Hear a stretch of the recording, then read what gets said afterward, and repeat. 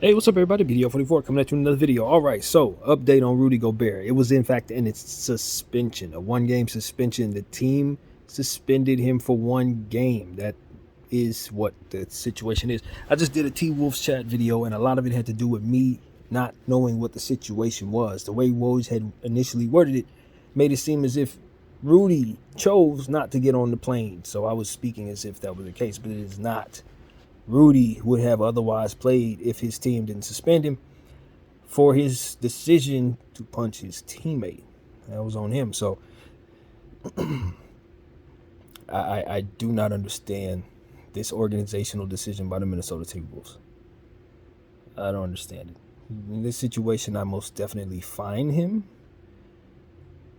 However much it's going to take to make that right, I fine him even more if it makes me feel even better. But I definitely don't make this decision to remove him from a play-in tournament game that you already are down Nas Reed, another center, and your power forward just broke his hand hitting the wall. You're going to be down so much size, and then you're going to turn around and do this virtuous nonsense. This isn't how you do it, man. No, this isn't how you do it. No, this is when the business and the virtues of business and we stand on our principles gets in the way of your actual team goal. It gets in the way of what your business is for. Your business is not for keeping people in line to keep them from punching each other. It's for winning basketball games. And you're going to be facing elimination if you lose the next two, and you're going to remove your center from this one when you already got that much size already missing.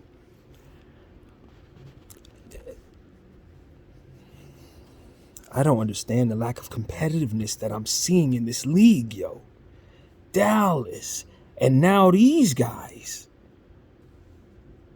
The virtuous ones are going to show us all how to make sure that none of us ever put our hands on anybody. You're going to lose to assure they send that message to all of us.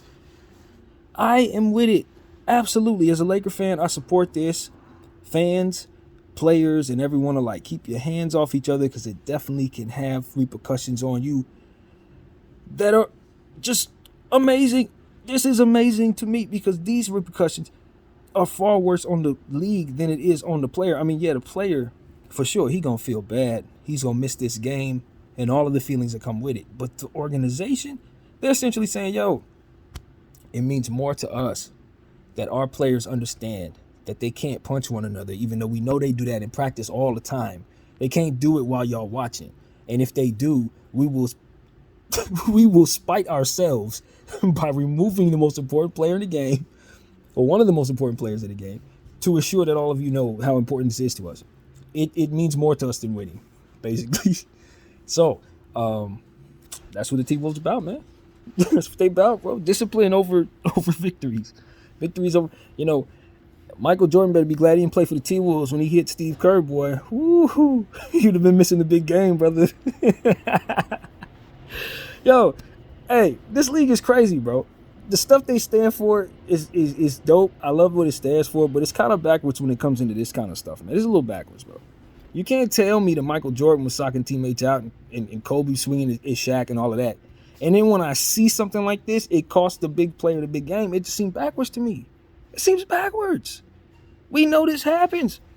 I can turn the channel and watch hockey. They punching each other right now. They're not going to remove their best player from the game for it. It's weird, man. What is going on here in the NBA? What is this? I tell you what it is. It's not excellent. It's not excellent. And here's the problem. I know that whatever led to those punches, the infamous punches, started with the organization making poor decisions that led to losing. Like this one here. This is that. So you trade everything for Rudy Gobert so that you have centers to play against teams like the Lakers. Then when he gets to a situation where he's frustrated with everything that is with the decisions that you made to give away everything so that they don't have enough. And now you're going to get mad at the player for being frustrated at players. I mean, this is absolutely ridiculous. This is ridiculous. How about all of you leave? This is the same thing I say about the Laker organization when they do stuff I don't like. I would say the same thing in Minnesota. Y'all need an overhaul. Everybody in there got to go. Shouldn't be nobody left but A-Rod and Anthony Edwards. Everybody else got to go. Because this is ridiculous. This is ridiculous. It's misguided. You're a basketball team. You're supposed to be trying to win. And this is everything you've done has just mollycoffed your entire situation. And this is just yet another form of that. Him punching himself, breaking his hand. Self-inflicted wounds all over the organization, up and down, everywhere. The whole team. Self-inflicted wounds. And this is just yet another one. Let's suspend the guy we mortgaged everything for in the biggest game we're going to play. Your team just made the playoffs for the first time in like 100 years last year. That players on the team jumping around because they were so happy they finally got this team to the playoffs. Would you believe that most of those players are not on the team right now? They're gone. They traded all of them from Rudy Gobert. And so this is why the Minnesota Timberwolves have been so bad for so long, because they've always done this to their fans. Even back when I was a kid, they did that with Joe Smith, doing some nefarious stuff that got them torched for years in regards to their picks, and they still haven't recovered. Or passing on Steph Curry, but picking 3 point guards with their picks. Not 1, not 2, but 3 point guards not named Steph Curry with their first round picks. They shouldn't even have that many first round picks to begin with. This is how bad they were. I don't know what's going on from here in Minnesota, but I'm just glad I'm not a fan. But just that they are contaminating the league with their nonsense is bad enough. It's bad, man. And the sad thing is they got real fans up there. People who've loved that team since they were brought about in 89, whatever year it was, 88, whatever year they first came around. They've had people that stuck with them. And they have never been rewarded with anything. And this is how the organization repays those fans. By suspending the guy they gave away everything for. Ironically enough, in the matchup they probably were thinking about when they did it. And I don't think you're going to make the playoffs, man. You're missing too much. Nas Reed is gone. McDaniel's gone. I just don't see y'all beating the Lakers, first of all. As a Laker fan, I hope you don't. But then from there, it's like, okay, if you play in the second tournament game, you ain't beating OKC. I don't see it.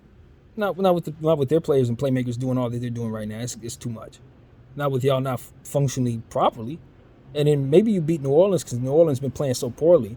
We'll see how that game goes over there. But I don't like what's going on in Timberwolves land right now.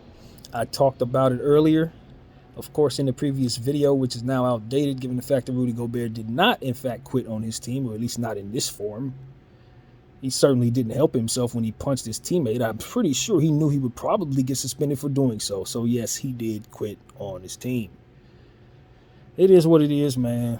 Like I said in the last video, Anthony Edwards deserves better. Free Anthony Edwards.